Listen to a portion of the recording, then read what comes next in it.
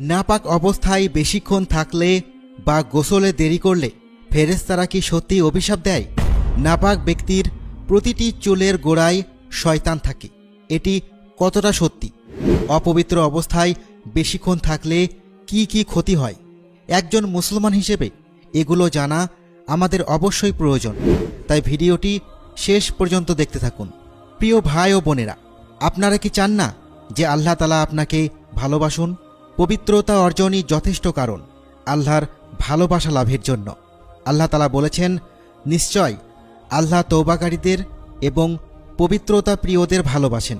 আমাদের মধ্যে এমন কে আছে যে পূর্ণ ঈমান অর্জন করতে চায় না? আপনি কি প্রিয় নবী সাল্লাল্লাহু আলাইহি ওয়াসাল্লামের এই কথা বিবেচনা করেছেন? পবিত্রতা ঈমানের অর্ধেক। পবিত্রতা কিছু ইবাদতের শর্ত, যেমন সালাত ও তাওয়াফ। মুসলিমরা অন্যদের থেকে পরিচ্ছন্নতা ও পবিত্রতায় আলাদা। ইসলাম আমাদের পবিত্রতার নির্দেশ দিয়েছে এবং এটি বাধ্যতামূলক করেছে যেন আমরা আল্লাহ তাআলার ফরজকৃত ইবাদতগুলো যথাযথভাবে পালন করতে পারি।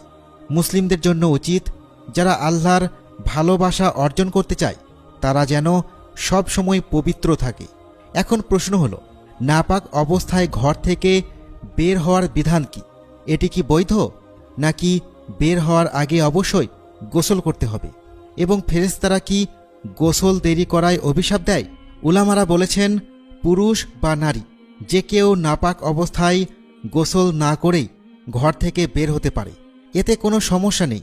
এই বিষয়ে হাদিসে বর্ণিত হয়েছে, আবু হুরায়রা রাদিয়াল্লাহু তাআলা আনহু বলেছেন, নবী সাল্লাল্লাহু আলাইহি ওয়াসাল্লাম একদিন মদিনার এক রাস্তায় তাকে পেলেন। তখন তিনি নাপাক ছিলেন। তিনি লুকিয়ে গিয়ে গোসল করলেন।